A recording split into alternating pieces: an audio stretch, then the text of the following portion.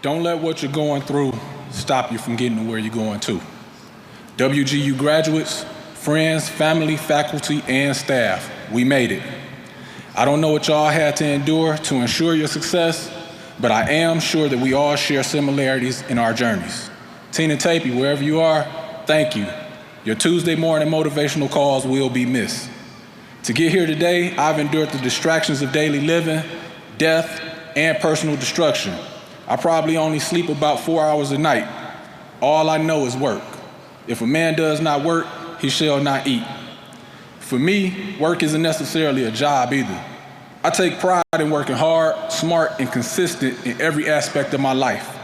I am a son, a husband, a father of 3 boys, a brother, and an uncle to 2 girls whom I love like daughters. Not to mention, I am a mentor to many, a self-published author, a physical therapist assistant, a writing coach, and a team builder. And now I can add to my resume, a Master of Management and Leadership.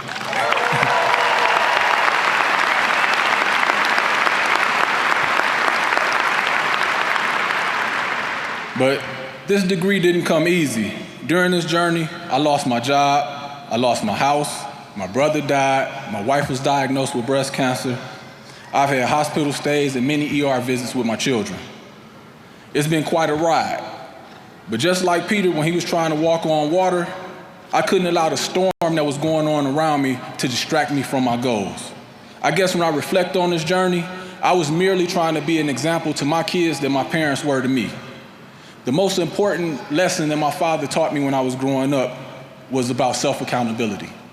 And I was probably about 9 years old. It was a cold, snowy Saturday morning in mid-December, and I could remember running home from Biddy basketball, just crying, just in a furious rage. And I knew my father, I knew he would be home Saturday morning to comfort me and help rebuild my ego just because things didn't go well.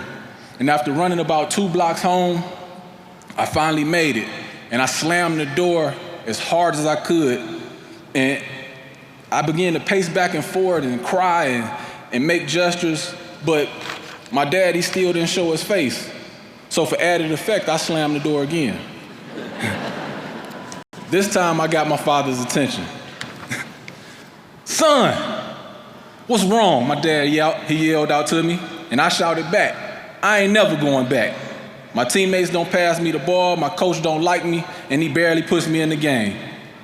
At this time, my father's face, it went from a look of concern to one of confusion and disbelief. As his facial expressions changed, so did mine. He then covered his face, he began pointing at me and laughing. He was saying, "He's crying about basketball, he's crying about basketball." Now at this point, I'm completely thrown off. Here I was expecting my father to comfort me and tell me how I was the best and my coach was stupid, but not my father, not Noble Woods. What happened next changed my life forever. My father yelled with everything in his body, "Take off your coat. Now pull your pants legs up." And now I'm thinking, I'm like, am I about to get a whooping for this? But instead, my father began to look me up and down, and he just started yelling, "Let me see your elbows. Let me see your knees. I don't see any scrapes. Where are the bruises? How many loose balls did you dive for? How many rebounds did you go after? How many steals did you get?" At this point, it got real.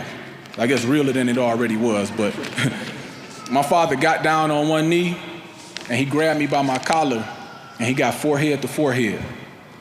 And he told me, with everything in his might, as long as you live, don't you ever care, cry, or complain about what somebody didn't do for you. If you want something bad enough, you gotta work as hard as you can and go get it yourself. And as he stood up,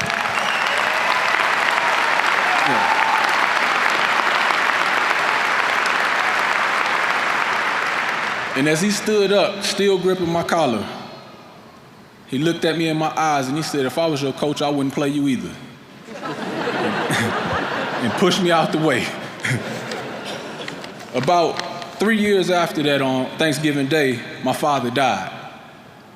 And I watched my mother become a real-life superhero. I began to learn another valuable lesson in life, and that was work ethic. She was up every morning at 4:30, cleaning the house before going to work 2, sometimes 3 jobs. And then she'd come home and still cook a meal for us. Because of the words that my father told me and the examples that my mother showed me, I know no other way. Work hard, work smart, work consistent. Today, all of us in this room are living proof of the lessons that my parents taught me. When you set a goal and have the dedication, determination, and discipline to achieve, you will succeed. Obstacles cannot stop you. Problems cannot stop you. Most of all, other people cannot stop you. The only one who can stop you is you. You have the power to be as great as you want to be.